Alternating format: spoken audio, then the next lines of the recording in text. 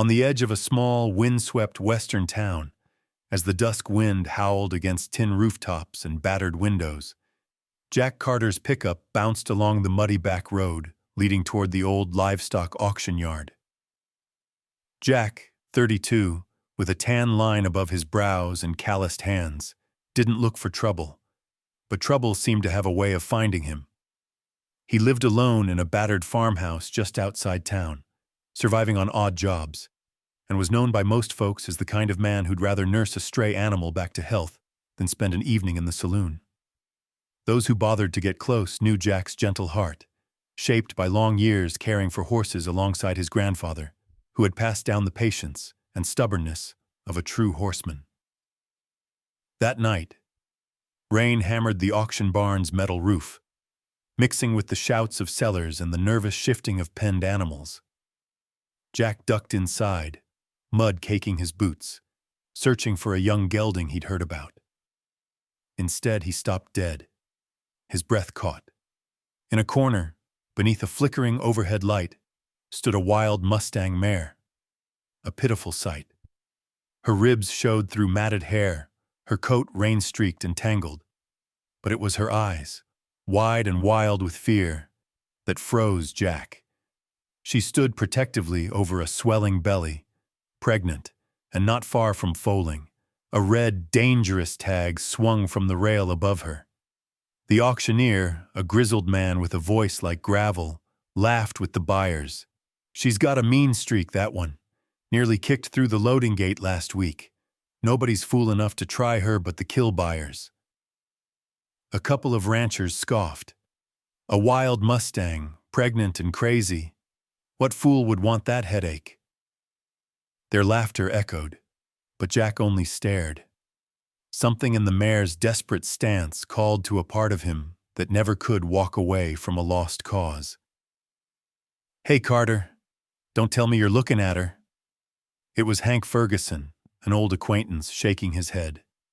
"That one's not like the rescue ponies you fixed up with your granddad. She'll kill you or herself, mark my words. Leave it to the pros." But Jack kept his distance, studying her posture, ears flicking, nostrils flaring at every movement. He saw fear, yes, but beneath it, raw grit. He asked the handler, "What's her story?" "Came off the range last month. Never been touched by a human, far as we can tell. She's been through 3 auctions already. Slaughter buyers are here tonight. If she doesn't go now, well..." The man shrugged. The auction began, thunder rattling the walls. The bidding for the Mustang started low, so low it stung Jack to hear it. The slaughterhouse buyer, a heavy-set man in a faded ball cap, raised his card. Jack felt his heart pound. No, he couldn't let that be her fate. $50, the buyer barked. Jack raised his hand, voice steady. 70. The crowd turned. Some snickered, others shook their heads. "Carter's gone soft again." 80, the slaughter buyer snapped. Jack felt for his wallet, counting the last bills he'd set aside for feed. His throat tightened, but the image of the mare's eyes kept him rooted. 100, Jack said. The room quieted. The auctioneer squinted. "You sure, Carter? No refunds if she breaks your neck?" Jack nodded, jaw set. 150. The slaughter buyer's face turned red. Jack's breath came sharp. He'd have barely enough for gas home, but his hand shot up. 175. 200.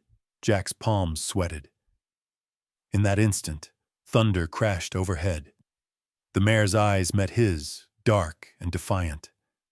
Jack closed his eyes, heard his grandfather's voice. "Sometimes the right thing ain't the easy thing, son." Jack's voice was barely above a whisper, but it rang clear in the stillness after the thunder. 250. The room held its breath. The auctioneer looked at the slaughter buyer, who glared, muttered, then tossed his card down. "Sold. For $250. To Jack Carter." A burst of murmurs swept through the barn. Disbelief and pity mingled. Some called Jack a fool, others just looked away. But Jack's gaze never left the mare as he approached. The handler eyed him. "Careful, friend. She's kicked 3 men already." Jack slowed his movements, speaking softly. "Easy, girl. It's all right now." He fumbled a rope, but didn't force it, letting her sniff his hand. The mare's muscles quivered, ready to bolt, but she stood her ground. Jack's heart hammered as he gently slipped the halter over her nose, feeling her breath hot and fast. As they walked out into the storm, the mare, Luna, Jack decided for her silver mane, trembled at the thunder. But Jack kept himself steady, shielding her with his own body from the worst of the wind and rain. Behind them, the auction crowd buzzed. Some shook their heads in disbelief. Others muttered warnings. "He'll regret it. She'll never be tamed." But a spark of hope, flickering and uncertain, was born in Jack's heart as Luna walked at his side into the darkness. A wild, dangerous gamble, and the start of something neither of them could have imagined. Jack's boots thudded against the porch as the storm raged on, the air thick with the smell of wet earth and cedar. The headlights of his truck cut through the darkness as he pulled up the long drive, Luna shifting nervously in the trailer. He had spent the entire ride talking to her in a calm, steady tone, half for her sake, half to convince himself he hadn't just made the biggest mistake of his life. Jack's modest ranch sat at the edge of a line of cottonwoods, the barn roof patched in places with tin and hope. He'd prepped the paddock that morning, as if on instinct, laying out fresh straw, stacking bales of clean hay, checking the fencing twice for any sign of weakness. Still, as he unloaded Luna into the new space, he could feel every muscle in his body tighten. The mare's ears flicked back and forth, nostrils wide. She paced the fence line, muscles rippling under her rain-slicked coat. Jack kept his distance, moving slow and low, speaking softly. "It's okay, Luna. Nobody's gonna hurt you here." But as soon as he placed a bucket of water near her, Luna spun with lightning speed and nearly kicked it out of his hands. The force of her hooves against the fence echoed in the night. Inside, Jack watched from the kitchen window, wet hair plastered to his forehead. He nursed a mug of cheap coffee, his heart aching as Luna refused to touch the hay or water while he was anywhere nearby. He saw her flinch at every sound. The wind, the rustle of an owl, the distant bark of a neighbor's dog. Hours later, he crept out and saw, to his relief, that the water level had dropped and the hay was scattered. She was eating, but only when she felt safe. By morning, the story had already started spreading. Jack's neighbor, old Mrs. Harper, flagged him down at the mailbox. "Jack Carter, you didn't really buy that wild horse, did you? Folks are saying she's liable to break loose and trample someone's garden. Or worse. You should have left her at the auction." Jack smiled tiredly. "She just needs time, Mrs. Harper." But whispers grew louder in town. At the feed store, 2 ranch hands leaned against the counter. Crazy Jack Carter, risking his neck for a killer mare. Someone ought to talk sense into him. The words stung, but Jack bought more feed and left without answering. That afternoon, Jack tried to work quietly along the fence, fixing a sagging post. Luna's eyes followed his every move. When he tossed a flake of hay toward her, she spooked at the sound, bolting to the far side of the paddock. Jack sighed, remembering the patient hours he'd spent with broken colts, knowing this would take even more care. But the first real test came that night. A line of thunderheads rolled in, turning the sky an angry black. The wind whipped tree branches against the barn, and the first flash of lightning sent Luna into a frenzy. She reared, eyes wild, and charged at the fence, striking the boards with her hooves. The crash woke Jack instantly. He rushed out, slipping on the wet grass, heart pounding. He called to Luna, voice hoarse, "Whoa, easy, girl, easy." He remembered old trainer's tricks. Don't corner her. Keep your voice low. Give her space. But panic had her in its grip. She slammed the gate, scraping her shoulder, then wheeled back to the center of the paddock, trembling. Jack stayed, hands spread, whispering the old songs his grandfather had sung. Broken, tuneless notes in the dark, until the storm passed. He moved slowly, placing himself between Luna and the broken fence. His own leg throbbed where he'd taken a glancing kick, but he stayed, steady, until she finally stopped and watched him, chest heaving. At dawn, Jack limped inside, mud caked to his jeans, exhaustion in every muscle. He sank into the kitchen chair, staring at his shaking hands. The self-doubt hit hard. Maybe everyone was right. Maybe Luna was too wild. Maybe he'd bitten off more than he could ever handle. But every time he closed his eyes, he saw her terror, her scars, the way she'd protected her unborn foal. He couldn't turn away now. His doubts were interrupted by a loud knock. He opened the door to find Dana Miller, the local animal control officer. Donna was tough, respected, with a reputation for not suffering fools. She scanned the paddock, lips pressed tight. "I got a call about a dangerous horse out here," she said, clipboard in hand. "Neighbors are worried, Jack. If she breaks loose or hurts someone, the law's clear." Her tone left no room for argument. Jack explained what happened. How Luna was just frightened, not malicious. Dana looked him over, noting his limp, then walked the fence line, inspecting every board, every hoofprint. "You've got one shot at this," she finally said. "If she's deemed a danger to the public, I'll have no choice but to take her. I don't want to, Jack, but the law is the law." She handed him a list of requirements: fence heights, daily check-ins, strict protocols. Jack nodded, hiding the knot of fear in his gut. As Dana drove away, Jack stood at the fence, watching Luna graze at the far corner, the sunrise painting her coat in pale gold. He wanted to believe he could do this. He had to, because somewhere beneath all that fear and wildness, he still saw hope, a chance for redemption, for both of them. And as the town's doubts swirled and the risk mounted, Jack steeled himself. He would not give up, not now, not when Luna needed him most. The days after the storm blurred into one another, each marked by Jack's quiet, patient presence at the edge of Luna's world. The sun rose over the cottonwoods, casting long golden shadows across the paddock. The scent of wet grass and hay lingered in the crisp morning air.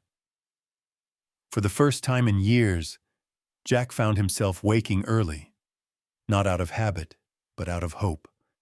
He started each morning the same way. He'd brew a strong pot of coffee, slip on his boots, and grab an old folding chair. He set the chair near the fence, just within sight of Luna, but never too close. Then Jack would settle in with a battered paperback, Louis L'Amour or Steinbeck, sometimes a collection of cowboy poetry. His voice was low and steady as he read, letting the words mingle with bird song and the distant hum of town waking up. Some mornings, he hummed old country songs, recalling the way his grandfather's voice used to fill the barn. At first, Luna stood stiffly in the farthest corner, head high and ears flicked toward every sound. Her tail would swish if Jack shifted too suddenly, her muscles tense as coiled wire. But Jack never pushed her. If she needed space, he gave it. If she watched, he let her see his hands, open and empty. He placed her feed a little closer each day, oats mixed with sweet alfalfa and a touch of molasses, hoping the scent would tempt her curiosity. Evenings, Jack recorded his observations in a spiral notebook he kept on the kitchen table. Day 3. Luna circled the paddock, stopped to sniff the bucket. Ate after I left. No sign of aggression, just fear. Day 6 hummed to her while reading. She took a step closer to the fence. Still won't eat if I'm in sight, but seems less panicked. The learning curve was steep, but Jack knew this was how wild horses worked. He spent hours after chores scrolling through online forums for wild horse rescue, reading advice from trainers and other folks who'd worked with Mustangs before. He reached out to an old friend from his animal rescue days who reminded him, "It's all about trust, Jack. You can't rush it. She'll come to you when she's ready." Small victories became Jack's new currency. One afternoon, while reading aloud, Jack glanced up and saw Luna standing just a few feet away, ears perked and eyes soft. He didn't move, barely breathed. She sniffed the bucket, pawed the ground, then finally, cautiously, pulled out a mouthful of feed. Jack swallowed a smile and kept reading, letting her set the pace.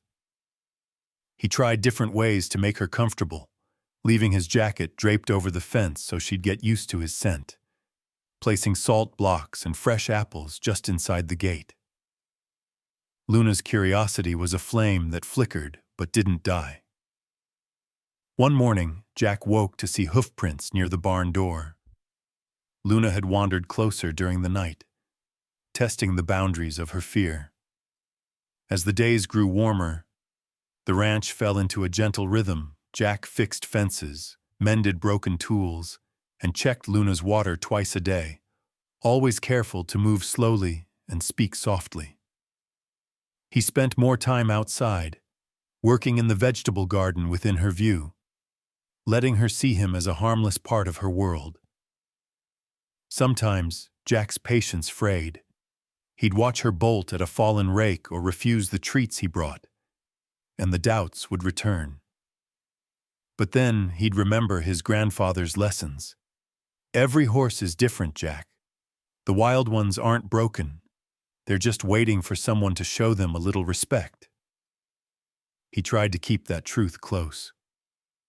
One evening, as the sky turned purple and fireflies blinked along the fence line, Luna ventured up to the fence while Jack sat humming an old tune. She let out a soft nicker, surprising them both. Jack froze, heart thumping. Slowly, he reached into his pocket and pulled out a slice of apple, laying it on the post. Luna sniffed it, then took it gently in her lips before stepping back. That night, Jack wrote in his notebook, "Breakthrough. She ate from my hand, sort of. Doesn't seem afraid of the humming. Progress, slow but real." On weekends, Jack logged into video calls with a small group of rescue volunteers. He showed them short clips of Luna in the paddock, asking for advice on her body language and any new signs of trust or distress. "She's pacing less," one woman pointed out. "Her tail isn't clamped anymore. She's starting to relax, Jack." Word of Jack's efforts spread through the rescue community online, and soon people from other states sent him tips, encouragement, and stories of their own wild Mustangs. It was a small world, but Jack drew strength from knowing he wasn't alone. Despite the progress, there were setbacks. A thunderstorm one night sent Luna into another panic, and she refused to leave the shelter of her lean-to for hours afterward. The next day, Jack sat with her a little longer, just breathing and letting her see that he wouldn't force her to do anything she wasn't ready for. The bond between them grew in the quiet moments, under the rising sun, with the distant sound of coyotes or the steady chorus of crickets at dusk. Jack realized that trust wasn't something you won in a single day. It was built in the patient silence, in the space between fear and hope. By the end of the third week, Luna would eat and rest while Jack was near. She didn't flinch when he sang or read. Sometimes, she'd watch him with the guarded curiosity of a wild animal learning to believe in the kindness of humans.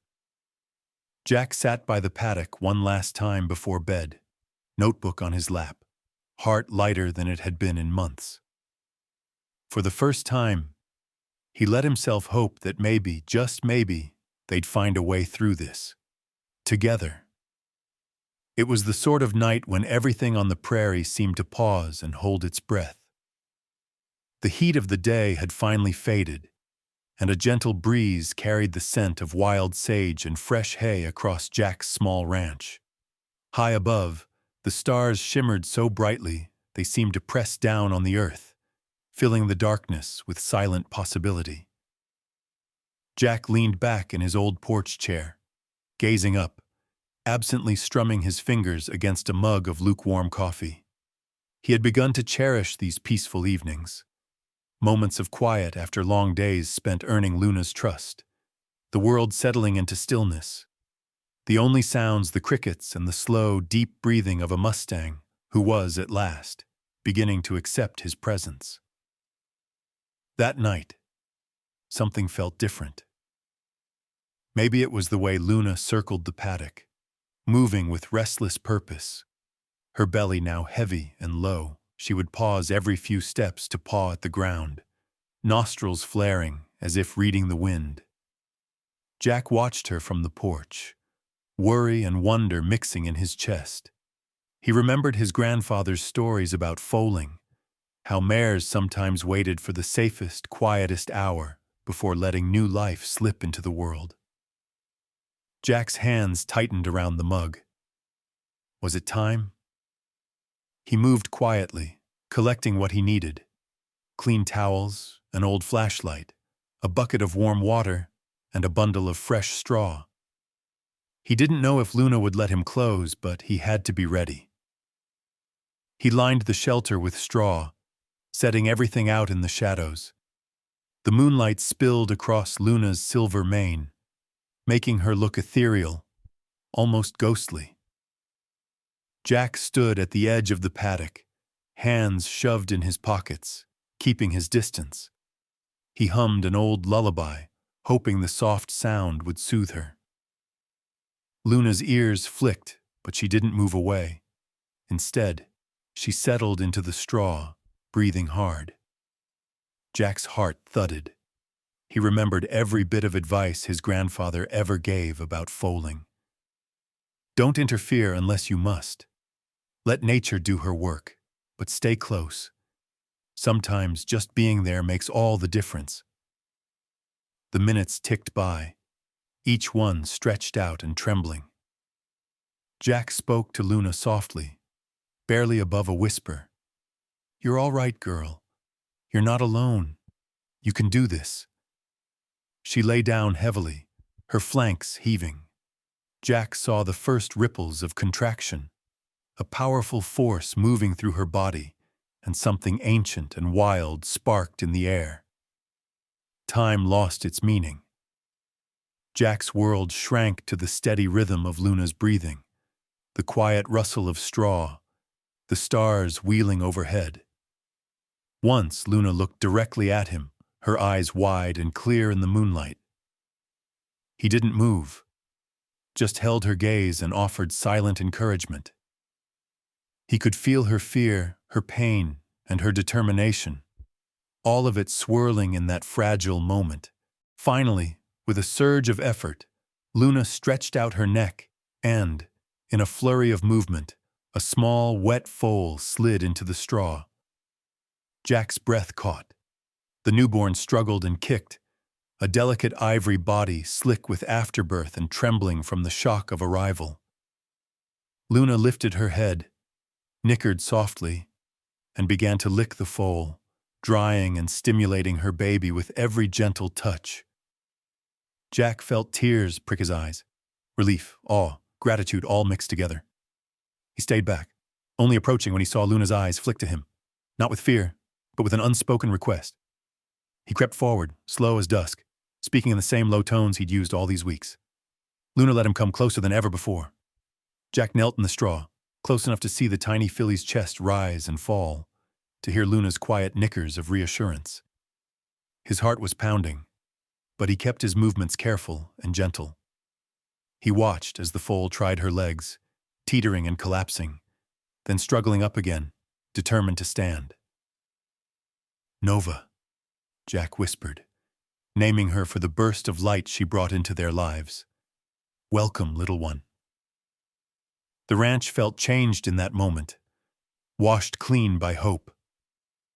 Luna watched Jack with exhausted eyes but didn't shy away when he helped brush straw from Nova's damp coat. The old barriers between them seemed to fall away, replaced by something new: respect, gratitude, and perhaps the beginnings of trust. Jack kept vigil the rest of the night, never far from the shelter, but never pushing closer than Luna allowed. He refilled water, laid out more straw, and sat with his back against the fence, humming lullabies to the sky. Luna nursed Nova for the first time, and Jack found himself smiling through tears at the sight of mother and foal, silhouetted by the dawn's first pale light. As the sun crested the distant hills, Jack stood and stretched, feeling a bone-deep sense of pride and relief. Luna watched him, ears forward, and did something she'd never done. She took a step toward him, nostrils flaring as she sniffed his sleeve. Jack froze, hardly daring to breathe. Luna's nose touched his arm for a brief moment. Then she turned back to Nova, but the gesture was clear. Jack whispered, "Thank you, Luna," and knew the words weren't nearly enough. He left them together as the world woke around the ranch, the light golden and soft. For the first time, Jack truly believed in second chances, not just for Luna or for Nova, but for himself as well. The story of that night would linger with him forever. It wasn't just the miracle of birth, but the miracle of trust, built piece by piece under a sky full of stars. In the soft haze of early summer, the ranch felt almost like a secret world. Jack, Luna, and the newborn filly Nova, moving through gentle routines, the trauma of the auction and the sleepless, uncertain nights of trust-building seemed distant now. Nova was thriving, curious and clumsy, her ivory coat gleaming in the sunlight as she wobbled after her mother across the paddock. Jack felt pride bloom each morning when he saw the two of them grazing or napping together, the bonds of their little herd growing stronger each day. But outside the weathered fences of Jack's land, storm clouds were gathering, ones no amount of gentle words or steady patience could hold back. It started innocently enough, with the neighbor boy, Ethan, hovering at the edge of the road, his smartphone in hand. Jack noticed him several times, sometimes alone, sometimes with friends, peering through the slats of the fence and whispering as Luna flicked her ears and snorted uneasily. Jack approached one morning, careful not to startle the horses. "Hey, Ethan, something you need?" Ethan shuffled his feet. "My dad wanted to see if you needed help fixing your truck," he lied, eyes darting. Jack nodded, thanked him, and tried to shake the uneasy feeling that settled in his gut. Later that week, his suspicions were confirmed. A video surfaced online, a shaky clip of Luna spooking at a loud noise, rearing up with Nova close behind. The caption read, "Wild Mustang threatens rancher's family. Why is she still here?" Jack's phone buzzed with alerts. He watched the video once, his jaw clenched as the comments poured in. Some from strangers, some from people he recognized from the feed store and post office. "That horse is going to kill someone. Why doesn't animal control step in? Irresponsible." He set his phone face down and stared out at the paddock. Luna and Nova grazed peacefully, oblivious to the storm he now faced. The days that followed felt like walking through water, everything a little heavier, every step uncertain. At the grocery store, neighbors avoided Jack's eyes. One man cornered him in the parking lot, voice tight. "You need to get rid of that mare, Carter. She's dangerous. You're asking for trouble." Jack stood his ground, but the words lodged deep, stirring up every old doubt and fear. Anonymous notes appeared in his mailbox. "Do the right thing before someone gets hurt."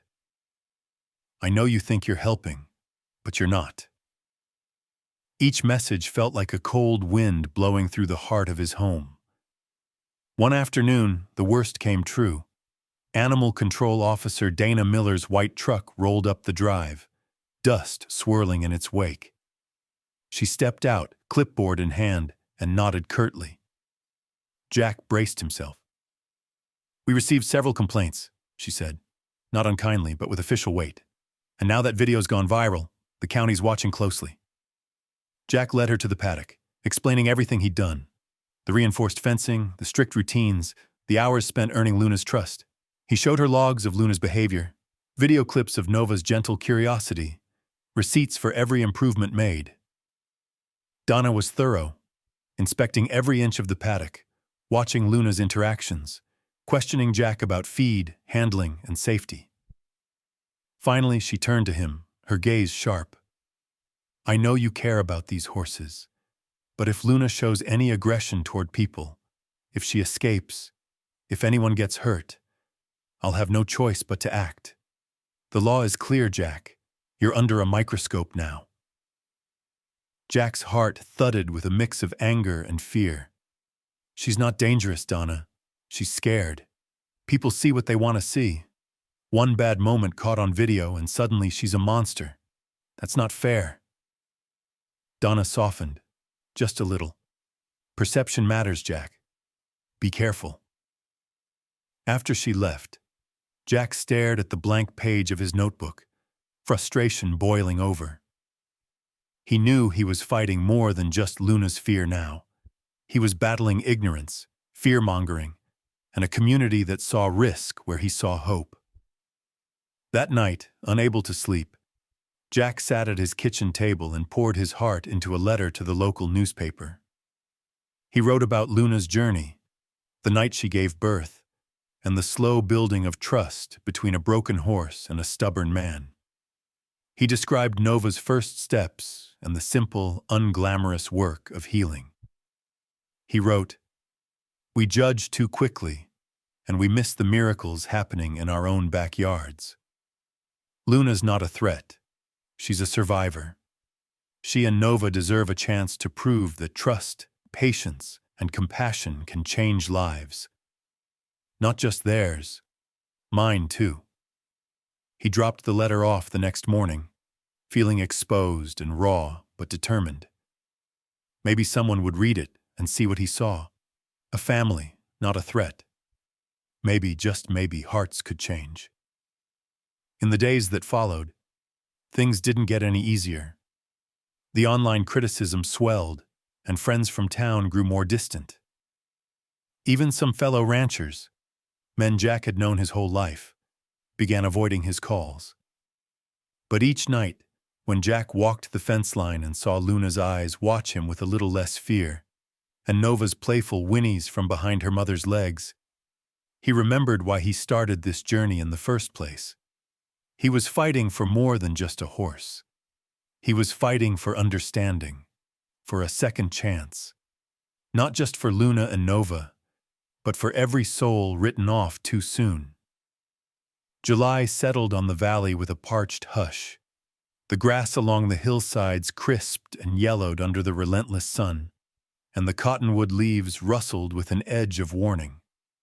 Jack's little ranch sat quiet, the dust curling up with every step and the distant mountains shrouded in a dry, smoky haze. For days, the local radio hummed with wildfire warnings.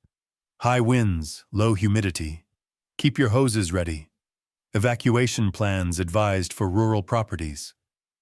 Jack listened with half an ear, but he couldn't ignore the unease tightening in his chest. He doubled down on chores, clearing brush away from fence lines, stacking extra feed and water, and digging out the old metal fire extinguisher from the barn. Every evening, he walked the property, eyes searching the ridgelines for the faintest flicker of orange. Luna, ever watchful, paced the paddock, nose high in the air, muscles twitching at every new scent. Nova stuck close to her mother, growing bolder but still wary of the strange energy that had gripped the ranch. On a scorching afternoon, Jack got the call from his neighbor, Hank.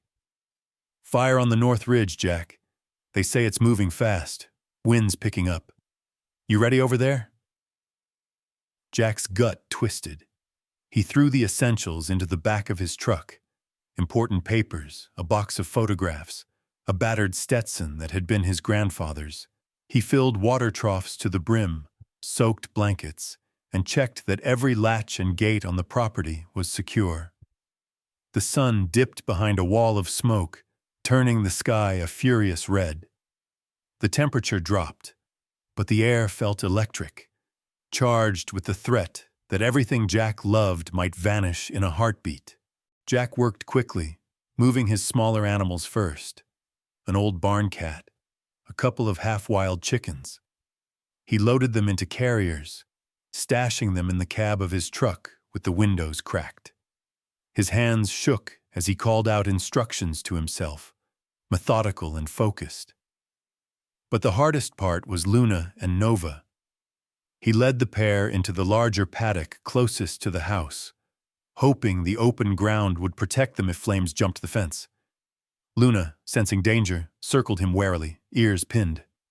Nova trembled, pressed against her mother's side, eyes wide with confusion and fear. Jack's phone buzzed, another warning from the county. "Fire has shifted direction. Prepare for immediate evacuation." The wind rose, scattering ash across the yard like snow. The smoke burned Jack's eyes, made him cough. He wet towels and draped them over his shoulders, wrapped a bandana around his face and filled buckets with water, lining them along the fence. Time seemed to collapse. Every second mattered. And yet all he could do was move, check, and hope. Suddenly, a wall of flame crested the ridge to the west, moving with terrifying speed. The roar was like a freight train, alive and hungry. The fire leapt the gully, turning the tall grass to blackened cinders in seconds. Jack's heart hammered. He shouted, "Come on, girls, let's go, now!" But Luna, wild-eyed, sensed the fire before Jack could react. She let out a shrill, piercing call, then spun and charged the edge of the paddock. Nova followed, nearly stumbling in her panic. Jack lunged for the gate, trying to coax them toward the loading ramp. Luna hesitated, nostrils flaring, but the flames were too close. The heat so intense Jack could feel his skin prickling.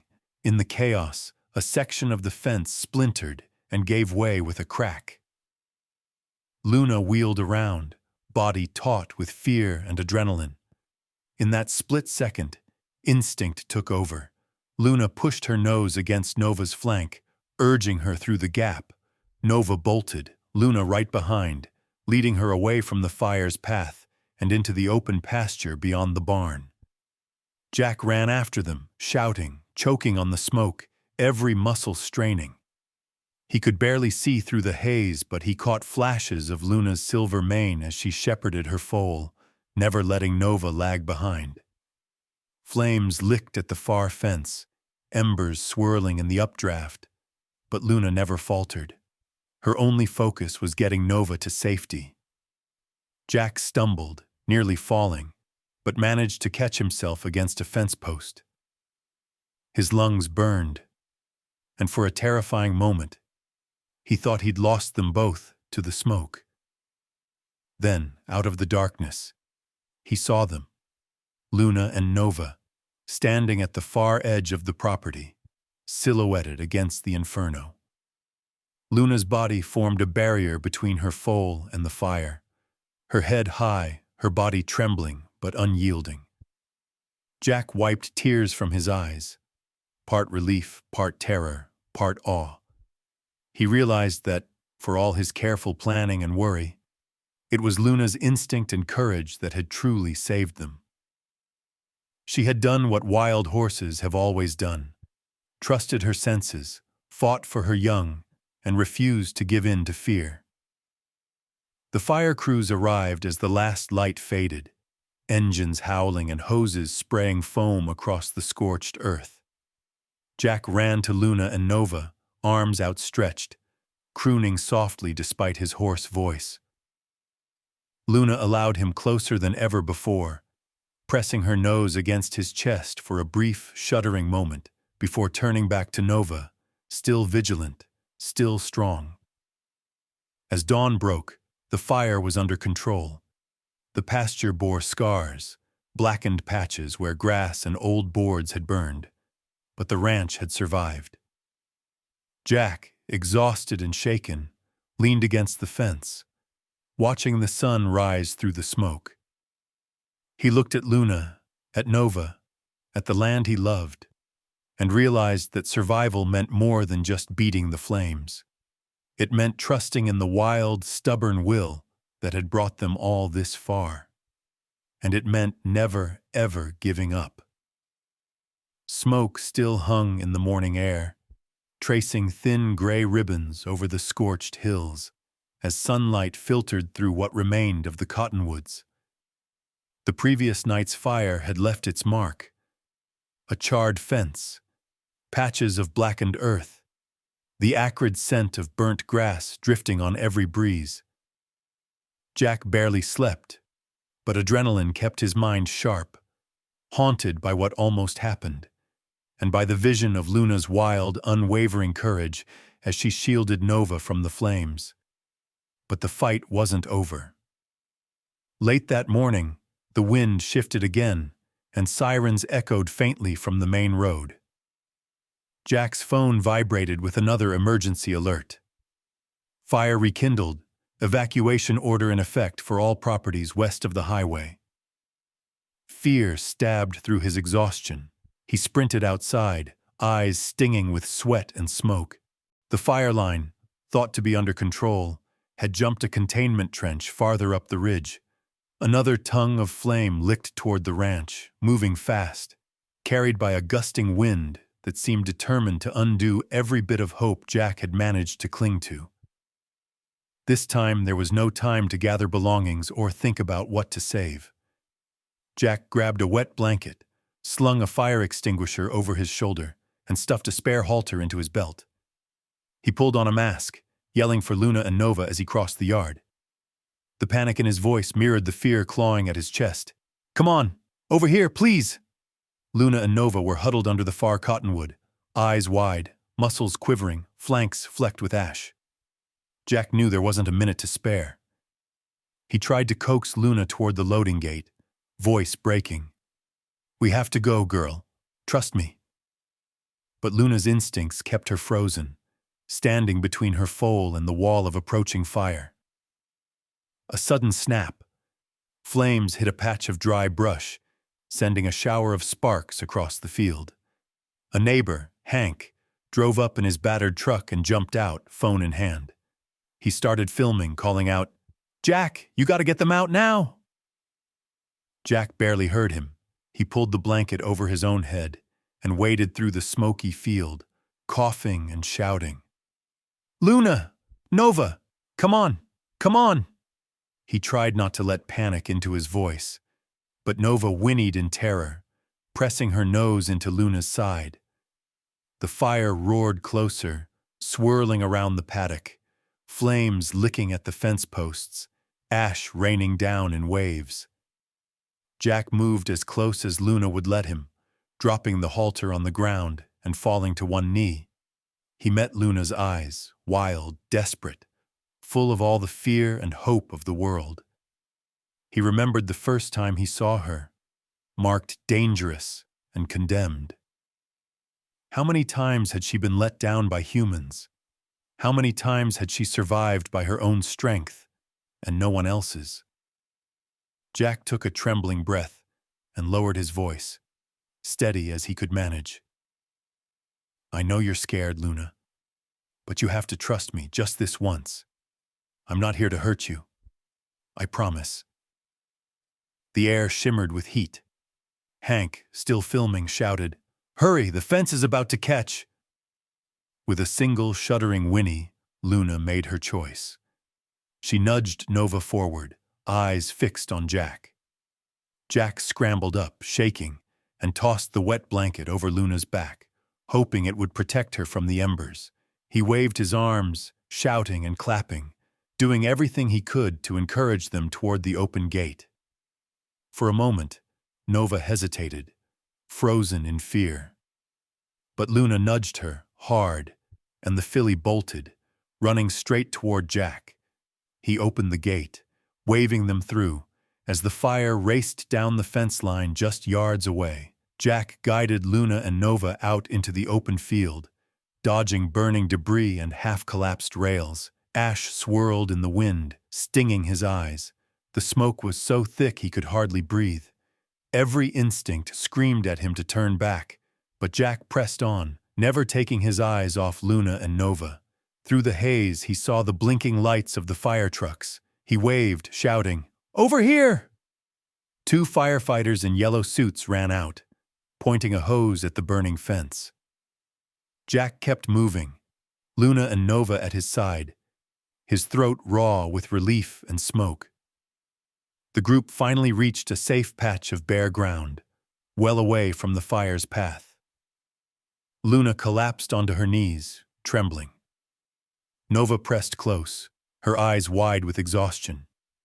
Jack dropped to the ground, wrapping his arms around both horses, laughing and sobbing in the same breath.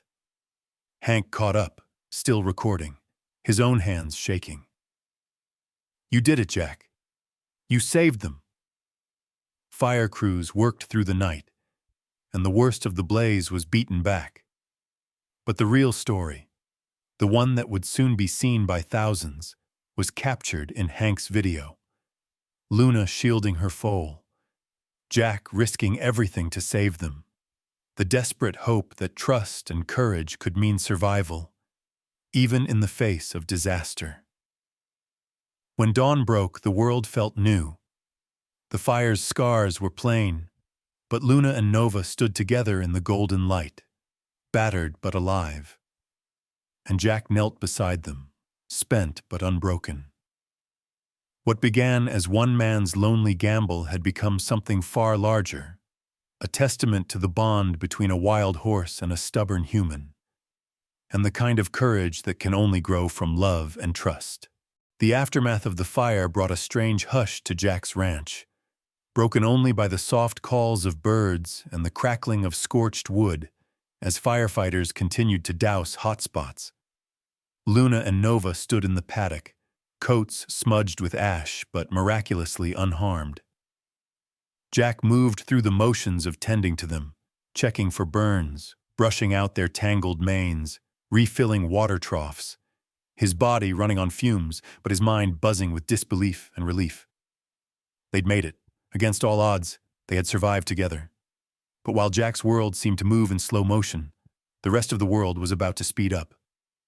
The video Hank had filmed during the fire went live on social media within hours. The footage was raw and gripping, flames closing in, Luna rearing protectively over Nova, Jack calling through the smoke, the final desperate escape. By the next morning, the video had gone viral, shared by animal rescue groups, picked up by local news, and then swept into national headlines. "Wild Mustang saves foal, rescued by local hero," read one. "Courage on the fire line, a rancher's stand for second chances," blared another. Jack barely noticed the first flood of comments, too focused on patching up fences and tending the bruises that dotted his arms and legs. But his phone began to buzz non-stop. Calls, texts, emails from strangers across the country. Animal lovers wrote to say they cried, watching Luna's courage and Jack's determination. Other ranchers offered advice, donations, even extra feed or fence posts. News vans showed up at the gate, reporters eager for interviews, their cameras panning across the blackened pasture to the gentle mare and her newborn foal. Jack agreed to one interview, standing awkwardly beside Luna, trying to put into words what had happened. "I didn't save them," he insisted. "Luna saved Nova. I just did what anyone would do. She's the hero here." A reporter asked, "Why risk so much for a wild horse, Jack? Why not just let her go?" Jack looked past the camera to Luna, grazing in the sunlight with Nova by her side. He remembered her at the auction, broken, labeled dangerous, written off as a lost cause. He spoke carefully, voice trembling. "I believe every soul deserves a second chance." Luna just needed someone to believe in her long enough for her to show what she could do. The interview struck a nerve. Soon, the local sheriff stopped by with a handshake and a donation of hay. Volunteers from 3 different rescue organizations offered to help rebuild the paddocks and barn. Strangers left baked goods, care packages, and letters of support at the gate. One day, Jack woke to find a bag of horse treats, a bouquet of wildflowers, and a handwritten note. "For Luna and Nova, the bravest horses I've ever seen." But the biggest surprise came from Dana Miller, the animal control officer. She returned to the ranch a week after the fire, her usual brisk manner softened by genuine respect. Jack greeted her at the gate, unsure what to expect. "Jack," she said, holding out an official-looking envelope, "I've completed my investigation." She paused, meeting his eyes. "Luna and Nova aren't a threat. They're family. You've gone above and beyond, and the community is behind you. They can stay, permanently. No more inspections, no more warnings." Jack's relief was so overwhelming he almost laughed. "Thank you, Dana, truly." Dana smiled, handing him a box wrapped in brown paper. Some of the folks at the department chipped in. High-quality grooming tools, supplements, even a new foal halter. "Consider it a peace offering, from us to Luna and Nova." He shook her hand, barely able to get out the words. I don't know what to say." "You don't need to say anything," she replied, glancing at Luna and Nova as they grazed. "You already did. Sometimes all people need is a story like yours to remember what's possible." That evening, as the sun slid behind the hills, Jack sat on the front porch with a mug of coffee, listening to the new sounds around the ranch. Hammers ringing as volunteers repaired the old barn roof. Kids from town laughing as they painted a welcome sign at the entrance. "Hope lives here." A steady stream of visitors brought flowers, letters, and stories of their own rescues. Jack's kitchen filled with thank you notes and baked goods. For the first time, he felt less alone, not just because of the crowds, but because the ranch had become a place of hope and belonging. He watched Luna lead Nova through the paddock, their coats glossy, their trust hard-won but real.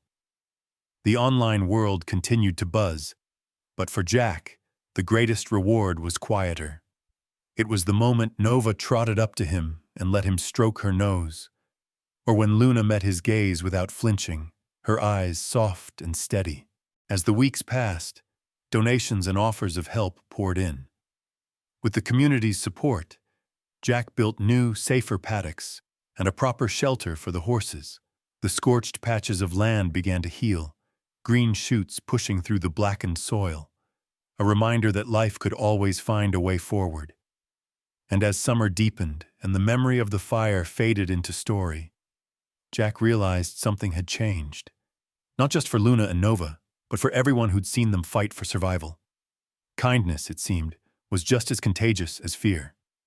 All it took was one act of belief, one story, to turn a skeptic into a supporter, or an enemy into a friend.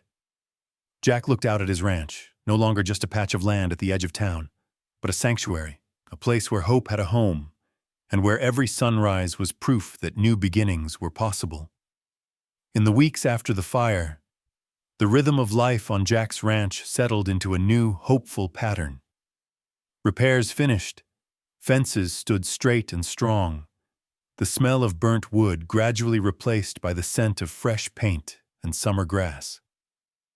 Each morning, as sunlight crept over the hills, Jack would stand at the paddock fence with his coffee, watching Luna and Nova graze peacefully. He marveled at the simple beauty of their existence. Luna's powerful, graceful stride, Nova's playful energy, the way their trust in him grew with each passing day. But it was more than just routine or relief that colored these mornings. The ordeal they'd all survived had changed Jack. He found himself thinking differently about horses, about people, about what it really meant to take a chance on something or someone others had already given up on. On a quiet Sunday, Jack sat beneath the big cottonwood with Luna and Nova nearby, the shade dappling the dry grass. Nova napped in the sun, her legs sprawled out, a picture of contentment and safety. Luna grazed close, occasionally nudging her foal or flicking her tail at a fly, but her posture was calm. Jack scribbled in his battered old notebook, the one he'd filled with observations, worries, and tiny victories over the past weeks. But today, instead of logging another step in Luna's progress, he wrote about himself. He wrote about the first time he saw Luna at the auction, how he'd acted on instinct and compassion rather than common sense. He wrote about the sleepless nights filled with doubts and fear, the temptation to give up when everyone said it was hopeless. And he wrote about the miracle of Nova's birth and the raw terror and courage of the fire. He realized that all along, it wasn't just Luna and Nova's trust he'd been working to earn. It was his own trust in himself, in the value of patience and quiet persistence, in the power of redemption. He thought about how quickly people, including himself, were to judge. One video, one rumor, one mistake, and suddenly a horse, or a person, could be branded forever. It was easy to see scars and assume they told the whole story. But now, every time Luna let him brush her mane or Nova followed him around the yard, Jack knew the truth. Healing was possible. Trust could be rebuilt. The past might shape you, but it didn't have to define you. As the ranch became a sanctuary for more than just his little herd, Jack welcomed visitors who wanted to meet Luna and Nova. Some came out of curiosity after seeing the viral video. Others arrived quietly, carrying their own burdens of regret and hope. Jack always took time to share Luna's story, but he made sure to tell the harder parts too. Not just the dramatic rescue, but the slow, painstaking work of building trust and the mistakes made along the way. One afternoon, a teenage girl named Ashley showed up with her father, both of them silent and awkward. She stood by the fence, hands buried in her jacket sleeves, her eyes fixed on Nova. Eventually, Jack joined her, leaning on the fence and waiting. After a while, Ashley spoke. "I heard she was dangerous, but she doesn't look it." Jack nodded. "She was scared. Sometimes people mistake fear for danger." He gestured to Luna, who stood nearby, watching but not running away. "It took time for her to trust me, more time than I thought it would. But she gave me a chance. We all deserve a chance." Ashley smiled, just a little, and offered Nova an apple from her pocket. The filly took it gently, her velvet nose tickling Ashley's palm. Her father watched, relief softening his features. Moments like these became common. Jack's story, and Luna's, spread far beyond what he'd imagined. Animal shelters called to ask for advice. Troubled kids from the edge of town volunteered on weekends, cleaning stalls and learning the quiet strength of patience. Ranchers who had once doubted Jack now stopped by with feed donations and offers of help. Even Dana Miller, the animal control officer, visited now and then, not to inspect, but just to check in. She brought along a new friend one day, an older Mustang gelding in need of a home. "I figured if anyone could give him a second chance, it'd be you," she said, smiling wryly. Jack took the horse in, naming him Chance, and welcomed him into the growing sanctuary. Watching Luna and Nova greet Chance, Jack felt an overwhelming sense of gratitude for how far they had all come. He spent evenings reflecting on everything that had changed, not just on the ranch, but inside himself. He realized that real trust couldn't be forced or rushed. It had to be offered, sometimes again and again, even when it felt impossible. He saw, too, that redemption wasn't a destination, but a journey. It happened in 1,000 small moments. A soft word, a gentle touch, a refusal to give up on something everyone else had turned away from.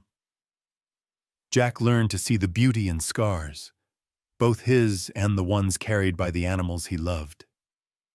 Each scar, each mistake, each setback was part of their story, and together they had written a new ending, one that replaced judgment with understanding, fear with patience, and despair with hope.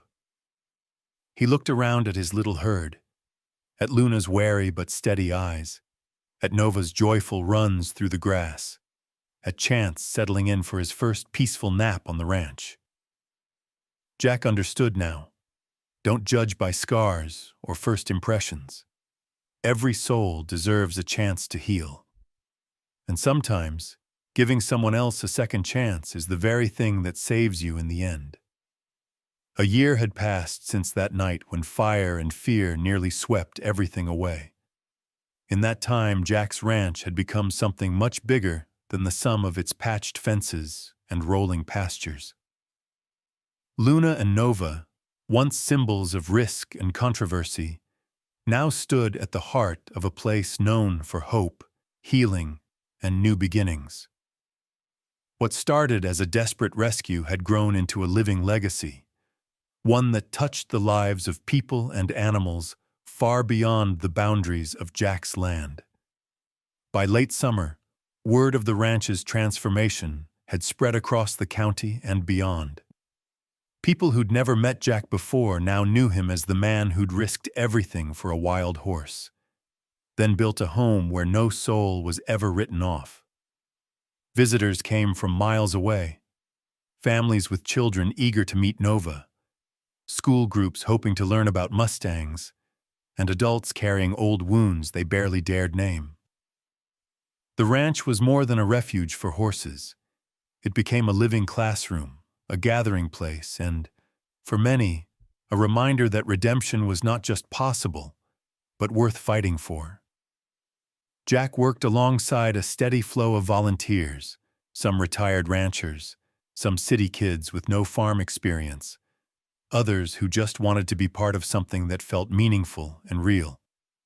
They painted fences, hauled hay, and mucked stalls, always under the watchful gaze of Luna and her foal.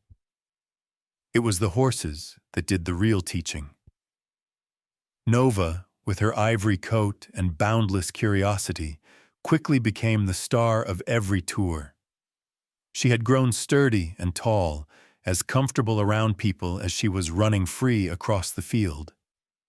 Children delighted in brushing her mane, slipping her bits of apple, and watching her leap over puddles with unrestrained joy.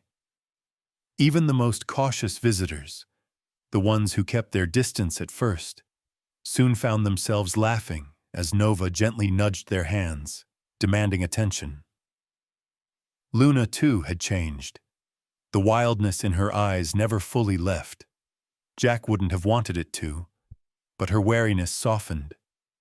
She let trusted guests stroke her neck and stood quietly as young volunteers learned to read her moods. Her story, told and retold by Jack and others, became a touchstone for anyone who'd ever felt misunderstood or unwanted. Jack found purpose in sharing their journey, but he never sugarcoated the truth. When he spoke to visiting groups or local reporters, he was honest about the struggle, the doubt, the setbacks, the moments when giving up seemed easier than pushing forward. He described the pain of public scrutiny and the toll that relentless criticism could take. But he always ended with the lesson that had become his own North Star. No one is truly beyond saving when given a second chance and a little kindness. As autumn rolled in and the days shortened, the ranch hosted its first annual Hope for Horses Day. The community gathered under bright banners strung between cottonwoods, tables groaning with homemade pies and lemonade. Children painted their faces with horse designs, while musicians played country tunes from the bed of an old truck. The main event was a guided walk through the sanctuary, with Jack telling the story of Luna, Nova, and the fire that changed everything. People left that day with more than just souvenirs. They carried away a renewed belief in the power of compassion and community, a belief that sometimes one act of stubborn goodness can spark a whole movement. Social media picked up the story, and soon the ranch's page overflowed with messages. Your story helped me through a dark time. I started volunteering at a rescue because of Luna. My son wants to be a horse trainer now. Jack read every note, humbled and sometimes overwhelmed. He understood, finally, that the legacy wasn't just about him or the horses.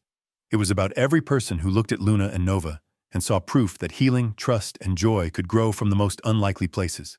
With donations and support pouring in, Jack expanded the sanctuary. He took in neglected horses from across the state, some near starvation, others scarred by harsh handling. He hired a part-time staff, people who shared his belief in patience and respect. He set up workshops to teach others the skills he'd learned the hard way: how to approach a frightened animal, how to listen, how to persist when progress seemed invisible. The ranch's motto, painted over the barn door by a volunteer, read, "Every soul deserves a second chance." One evening, as the sun dipped low and painted the sky in shades of gold and violet, Jack stood at the edge of the field and watched his herd graze. Nova raced along the fence line, mane streaming in the wind, before doubling back to nuzzle her mother. Luna, standing tall and strong, flicked her ears in Jack's direction, no longer in fear, but in acknowledgement, maybe even affection. Jack's heart swelled with gratitude. He thought of his grandfather's wisdom, the doubts and trials that had shaped him, and the wild, stubborn hope that had led him to bid on a trembling Mustang one stormy night. He understood, now more than ever, that the true measure of a life was not in what you owned or achieved, but in what you gave, especially to those the world had written off. He wanted every visitor, every volunteer, every child who patted Nova's nose or listened to Luna's story, to carry that message with them. "It doesn't matter how many times you failed, or how many scars you carry," Jack would say, his voice steady and sure. "What matters is that you keep showing up, keep believing, keep trying. Sometimes, that's all it takes to change a life, maybe even your own." As twilight deepened and the world fell quiet, Jack leaned against the fence, content. Luna and Nova grazed peacefully. Chants drowsed beneath the cottonwood, and laughter drifted from the barn where volunteers shared stories over hot coffee. The ranch, once a lonely patch of land on the outskirts of town, now pulsed with life and possibility. And so the legacy of second chances lived on, not just in Jack's heart, but in every hoofprint across the pasture, every hand extended in trust, and every story told around the fire. For as long as hope found a home on that land, no one, man or beast, would ever truly be beyond saving.